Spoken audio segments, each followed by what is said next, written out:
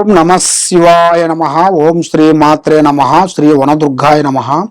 పరబ్రహ్మ పరమాత్మనమా జగత్తుత్పత్తి స్థితి ఫలయ బ్రహ్మహరి హరాయ త్రిగుణాత్మ్య సర్వగౌతిగామి దశ దశ దత్తాత్రేయ నమసంతిని సిద్ధి కురు కురు కురు స్వ కుర్రో కుర్రు కొండ దేవత అంబ పలుకు జగతంబ పలుకు సమ్మక్క పలుకు సారలమ్మ పలుకు వనదేవత పలుకు జాయ్ కొండ దేవత పలుకు.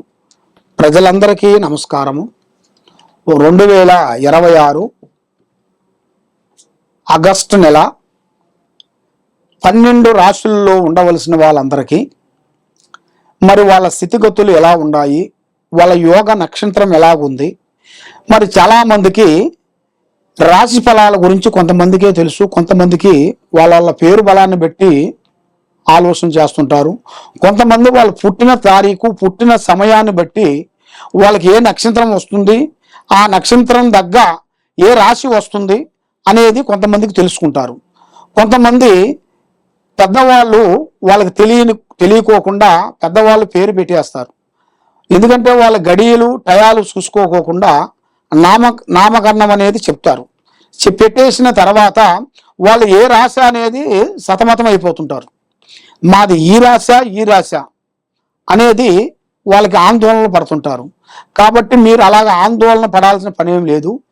మీకు ఎలాంటి పేరున్నా ఎలాంటి సందేహాలు ఉన్నా కూడా మరి మీకు డేట్ ఆఫ్ బర్త్ లేకపోయినా పేరు వరకు ఉన్నా మీ పేరుని బట్టి ఏ రాశి వస్తుంది, ఏ నక్షత్రం వస్తుంది, మరి మీకు ఈ 12 రాశుల్లో ఉండవలసిన వాళ్ళకి స్థితిగతులు ఎలా ఉన్నాయి, వాళ్ళ యోగ నక్షత్రం ఎలాగుంది, వాళ్ళకి లక్ష్మీ కటాక్షమైన యోగము, కళ్యాణ యోగము, సంతాన యోగము, కుటుంబ యోగము, వాళ్ళకి భార్యాభర్తల మధ్యలో కొన్ని కలహాలు, మరి ఉద్యోగాలు అనుకున్న టయానికి రాకోకుండా ఇబ్బంది పడుతూ మానసికమైన ఒత్తిడిలో కొన్ని ఇబ్బంది పడుతూ అనేకమైన సమస్యలతో సతమతం అయిపోతుంటారు.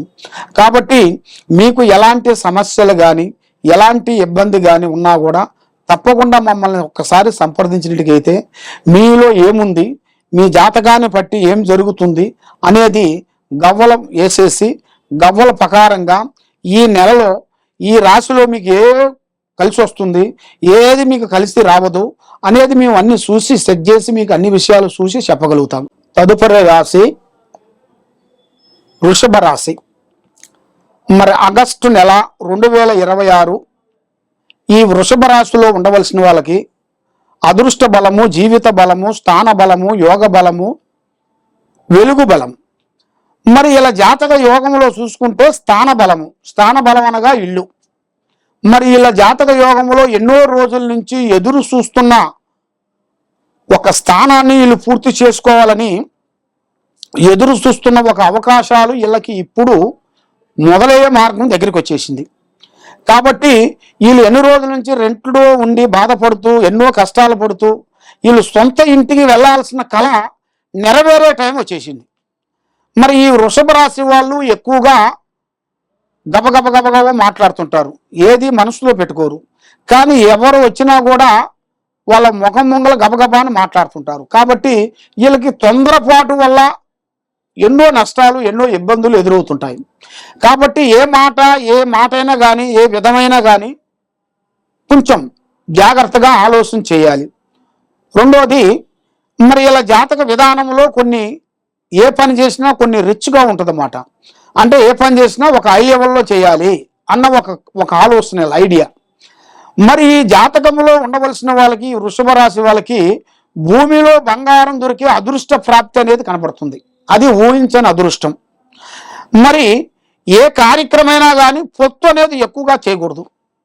అన్నదమ్ములు అక్కజెల్లెళ్ళ మధ్యలో కొన్ని లేనిపోయిన సమస్యలు కొంచెం ఎదురొచ్చే మార్గాలు కనబడుతున్నాయి. మరి పోలీస్ స్టేషన్ చుట్టూ కానీ కోర్టు చుట్టూ కానీ తిరగాల్సిన గ్రహాలు కొన్ని ఎంబడబడే మార్గాలు కొన్ని కనబడుతున్నాయి. మరి దాన్ని కూడా వీళ్ళు కొంత జాగ్రత్త పడినట్టుగైతే వీళ్ళ జీవితంలో అభివృద్ధిగా పొందాల్సిన యోగం అనేది 100% కనబడుతుంది. మరి ఈ వృషభ రాశి వాళ్ళు ఎక్కువగా దైవ ఆరాధన ఎక్కువ చేస్తుంటారు, శివయ్య ఆరాధన చేస్తుంటారు. శివయ్య అనగా ఆయన ఆ శివయ్యకి వీళ్ళు చేయాల్సిన పూజా బలం ఏమిటంటే మనస్ఫూర్తిగా దగ్గరలో ఉండాల్సిన శివాలయం దగ్గరికి వెళ్ళి 11 ప్రదర్శనలు చేసి ఆ శివుణ్ణి మనస్ఫూర్తిగా పూజా బంధనం చేసుకొని ఆయనకి అభిషేక ప్రియుడు కాబట్టి ఆయనకి అభిషేకం చేపించాలి. అభిషేకం అనగా పాలాభిషేకం, తేనె అభిషేకం, నూనె అభిషేకం, కుంకుమ అభిషేకం, అలాగా పసుపు అభిషేకం, ఆవు పాలు, పాలంటే ఏ పాలంటే ఆ పాలు కాదు, ఆవు పాలుతో చేయించాలి. ఆ విధంగా అభిషేకం చేసినట్టుగైతే వాళ్ళ కుటుంబంలో ఉండాల్సిన అష్టకష్ట దరిద్ర దోష నివారణ పటాపంచలైపోతాయి, మనశ్శాంతిగా ఉంటుంది, లక్ష్మి నిలబడుతుంది, చేసే కార్యక్రమాలు ముందుకు వస్తాయి. ఏ కార్యక్రమం అనుకుంటారో ఆ కార్యక్రమం వీళ్ళకి 100% వీళ్ళకి కరెక్ట్గా సక్సెస్ కావాల్సినవి కూడా చాలా వరకు కొన్ని కనబడుతున్నాయి. కాబట్టి మరి మీరు ఏ కార్యక్రమం చేయాలనుకున్నా, ఎక్కడ పోవాలనుకున్నా పెద్దవాళ్ళ ఆశీర్వాదము చాలా ఇంపార్టెంట్. మరి ఆ పెద్దవాళ్ళ ఆశీర్వాదం లేనిది మీరు ఏది చేయొద్దండి. దానివల్ల కొన్ని సమస్యలు కొంచెం ఎదురొచ్చే మార్గాలు ఉన్నాయి. మరి ఈ రాశి వాళ్ళకి విద్యా రంగంలో మంచి చదువు, మంచి ఆలోచన, మంచి పనులు, అభివృద్ధిగా వచ్చే మార్గాలు కూడా కనబడుతున్నాయి.